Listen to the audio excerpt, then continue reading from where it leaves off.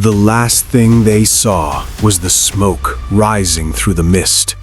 Men, women, and children. They were found exactly where they fell, their bodies twisted in the final, desperate moments of a struggle that the history books never dared to record. There was no dignity in their passing. Their skulls were shattered by heavy maces, their homes were turned into crematoriums, and their entire existence was scorched into the dirt. This was not the slow decay of a failing empire. This was a targeted, cold-blooded execution. The question that haunts the Andes in 2026 is not just how they died, but why an entire civilization had to be erased so violently that even their ghosts were buried in ash. Welcome to Mystery in the Dark. I am your investigator, and today we go where the light fades and the truth remains hidden. Our investigation takes us 10,000 feet above sea level into the northern Peruvian Andes, to a fortress that shouldn't exist. This is Kuelap, a massive limestone citadel built by the Chachapoya, the legendary warriors of the clouds. Its walls rise 60 feet into the clouds, a colossal ring of stone that contains more material than the Great Pyramid of Giza. For centuries, this was an impenetrable sanctuary, a place where the air is thin and the world below feels like a distant memory. When explorers first breached these walls in 1843, they spoke of a lost paradise. But recent forensic excavations have turned that myth into a nightmare. Beneath the floors of the 400 circular stone houses, we have found evidence of a prehistoric massacre that defies explanation. The bodies were not buried with ritual honors. They were left in the chaos of a burning city. These were the Chachapoya, a people who Spanish chroniclers described as the tallest and most strikingly fair-skinned people of the New World. Their physical appearance was an anomaly, and their defiance was their death warrant. Kuelap was designed as the ultimate kill zone. Its three main entrances narrow into stone funnels, so tight that an invading army would be forced into single file, easy targets for the warriors above. It was a fortress that could hold out for years, and yet the evidence shows it was breached and burned from the inside out. Was this a betrayal from within, or a final genocidal strike by the expanding Inca Empire? To understand the brutality of Kuelap's end, we must leave the ruins behind and ascend the vertical cliffs, where the dead still stand in clay coffins, staring back at us with eyes that have seen the end of the world.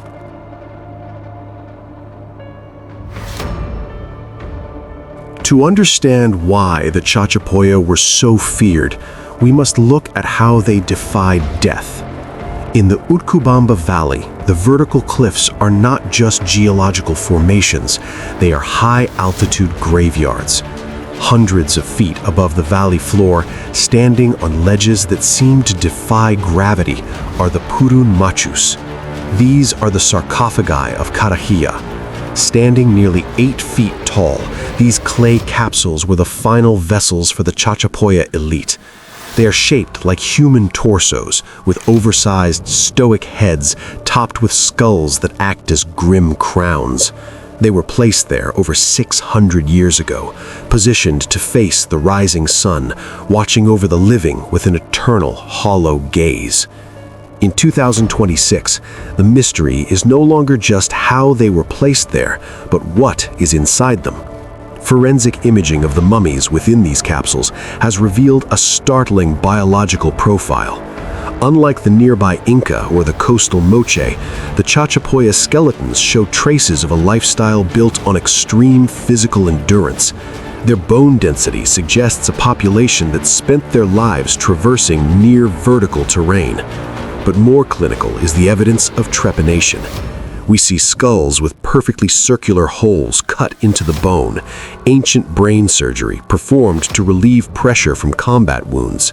Many of these patients survived for years after the procedure, proving that the Cloud Warriors possessed a level of medical sophistication that rivaled Europe at the time.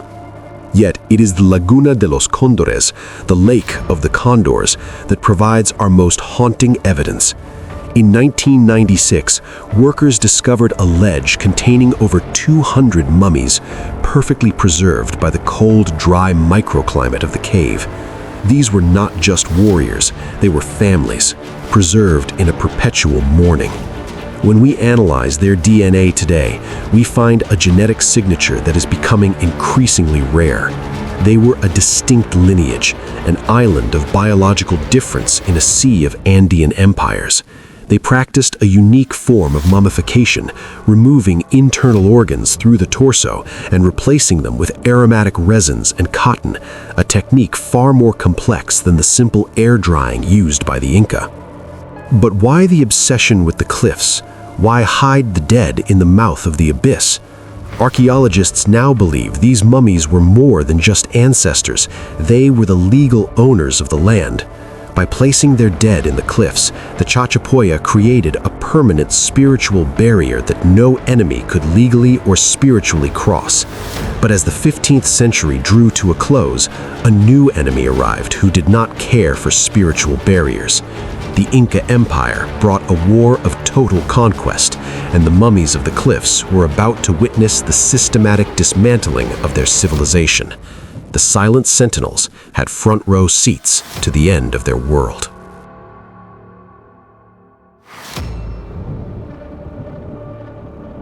By the mid-15th century, the expansion of the Inca Empire was no longer a series of skirmishes, it was a tidal wave. Under the command of Emperor Tupac Inca Yupanqui, the children of the sun marched north with a singular goal: to absorb the warriors of the clouds into their divine order. But the Chachapoya did not kneel. For decades, they utilized the vertical geography of their homeland to wage a brutal guerrilla war. From the heights of Kuelap, they rained down stones and arrows, turning the mountain passes into graveyards for the Inca soldiers. The resistance was so fierce that the Inca chronicles described the Chachapoya as the most difficult people to govern in the entire empire. However, the Inca did not just win with bronze axes. They won with psychological engineering. When Kuelap and the surrounding strongholds finally began to crumble under the weight of a multi-year siege, the Inca implemented a terrifying social weapon known as the enigma. This was a policy of forced mass relocation, designed to shatter the soul of a nation. Tens of thousands of Chachapoya were uprooted from their sacred mountains and marched thousands of miles away to the distant corners of the empire, to the deserts of Chile and the jungles of Ecuador. In their place, loyal Inca subjects were moved into the cloud forest. It was a demographic assassination. By 2026, genetic mapping in these regions still shows the ghost DNA of the Chachapoya, appearing in isolated pockets far from their ancestral homes, a silent map of their forced exile. But as the Chachapoya were being dismantled from within, an even darker threat was approaching from the sea. In the early 15th century, before a single Spanish soldier ever set foot in the Andes, their invisible vanguard arrived: smallpox.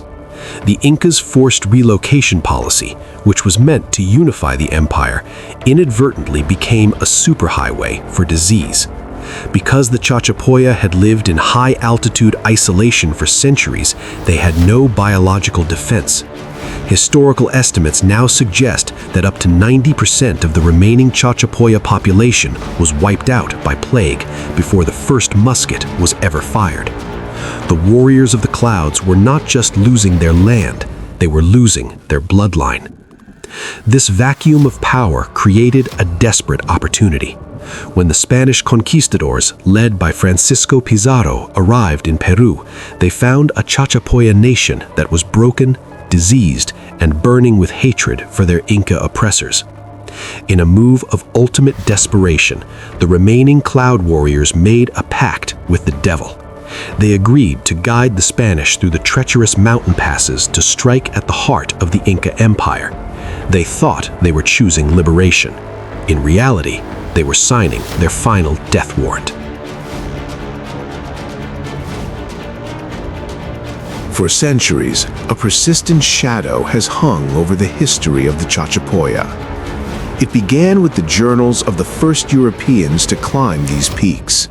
Pedro Cieza de León, a Spanish chronicler of immense detail, wrote in 1553 that the Chachapoya were the whitest and most handsome of all the people that I have seen in the Indies. He noted that their women were so strikingly beautiful that the Inca kings often took them as principal wives. This was not just a passing comment. It sparked a centuries-long obsession with the possibility of a white civilization in the heart of the Andes. In the 20th century, fringe theories exploded. Some claimed the Chachapoya were descendants of lost Phoenician sailors.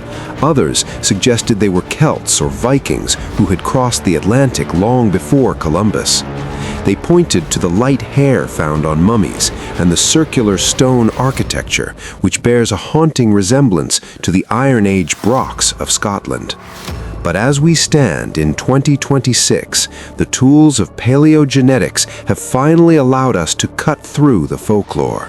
Recent DNA sequencing of remains from the Laguna de los Condores has delivered a verdict that is far more complex than a simple migration myth. The results are clear. The Chachapoya were not Europeans. However, they were genetically distinct. Their DNA shows a deep-rooted lineage that diverged from other Andean groups thousands of years ago, suggesting they originated from the Amazonian lowlands rather than the high mountains. But here is the revelation that changed the investigation. The whiteness recorded by the Spanish was likely a biological adaptation to their environment. Living in the perpetual shadow of the cloud forest with minimal direct sunlight, their skin had evolved to a lighter pigment to maximize vitamin D absorption, a rare example of localized evolution in South America. But there is a final, darker twist to the genetic mystery. While they were not Vikings, their isolation made them a biological island. When the Spanish arrived, they didn't just see people with lighter skin. They saw a civilization that was genetically fragile. Their long history of isolation meant they had no communal immunity to the outside world. The very traits that made them unique, their height, their appearance, their specialized mountain biology, were the same factors that ensured they would be the first to fall when the global world finally reached the clouds. The European enigma was never about where they came from. It was about how a unique branch of the human family tree was cut down before it could be understood.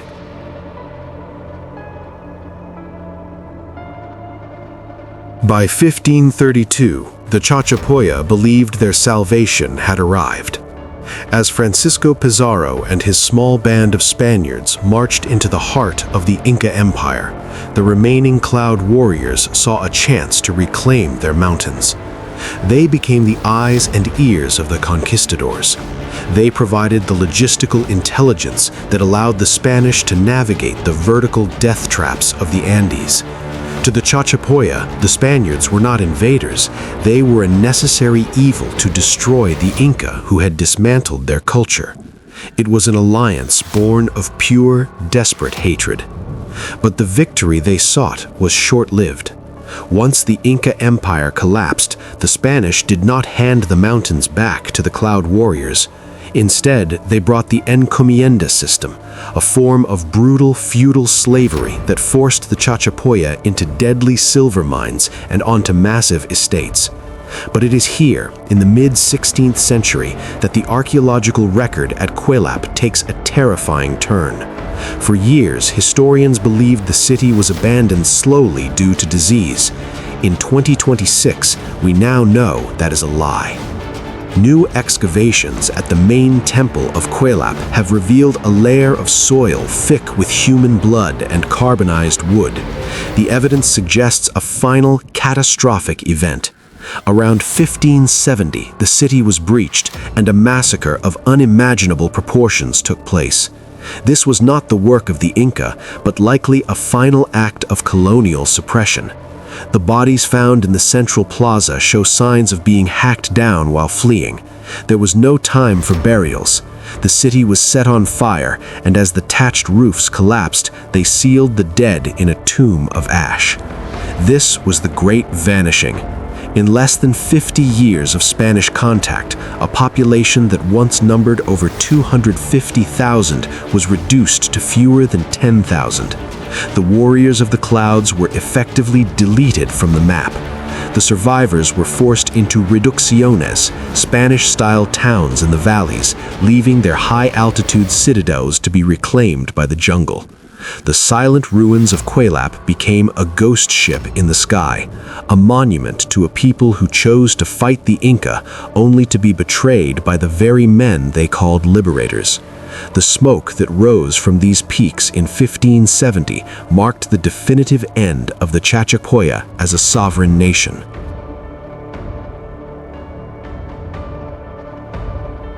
For centuries, the Chachapoya were treated as a footnote in history, a ghost story told in the shadow of the Inca. But as we navigate the year 2026, the warriors of the clouds are fighting their final battle, this time against time itself.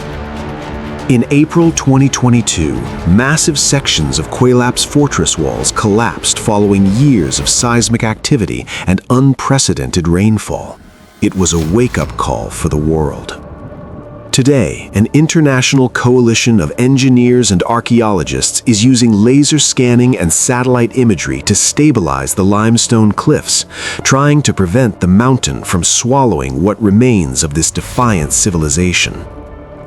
But the true survival of the Chachapoya is not found in the stones, it is found in the blood. Modern genetic surveys in the Amazonas region have confirmed that while the Chachapoya nation was dismantled, their lineage was never truly erased. In the remote villages of Lemebamba and Chachapoyas, the physical echoes of the ancients persist. You see it in the high cheekbones, the height, and the strikingly light-colored eyes of the local population, a biological signature that survived the Inca purges, the Spanish steel, and the ravages of smallpox. They are the living evidence of a culture that refused to be forgotten. The mystery of the Chachapoya reminds us that history is often written by those who seek to silence the past. The Inca tried to relocate them, the Spanish tried to enslave them, and the jungle tried to bury them. Yet every time a new mummy is found on a cliffside or a new DNA sequence is mapped, the warriors of the clouds reclaim their place in our global narrative. They were a civilization of the extremes, living at the edge of the sky, fighting at the edge of extinction, and buried at the edge of the abyss. As the sun sets over the Utcubamba Valley in 2026, the silent sentinels of Karajía still watch the horizon. They remain as a testament to human resilience in the face of absolute erasure. The truth of the Chachapoya is no longer hidden in the dark. It is etched into the very cliffs of the Andes, waiting for those brave enough to look into the mist. Welcome back to the light. I am your investigator, and this has been Mystery in the Dark.